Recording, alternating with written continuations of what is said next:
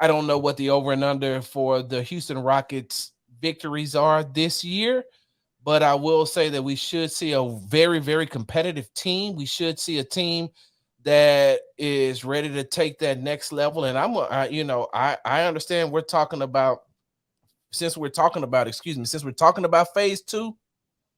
I'm going to tell you where I think that the Rockets are really going to propel themselves in this phase. And Cody, before I even say that though, how long do you think that this phase two window should be? That's the thing. I really don't know because phase three is supposed to be championship. Yeah, So I long mean, playoff runs and championships. You're right. Dylan said that.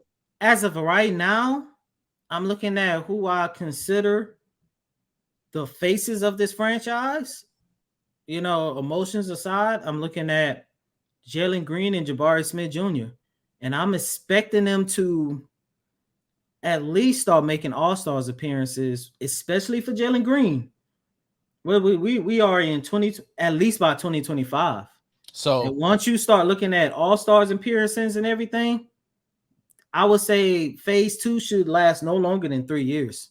okay, so I'll say three, no more than five. If they're still in phase two by year five, then they've lost and they're gonna have to tear this thing down and start all over I again. agree with that. And so, but going in, but now that the Houston Rockets are into phase two, the player that's going into year two is the player that I believe is going to lead this franchise. I know everybody loves Jalen Green.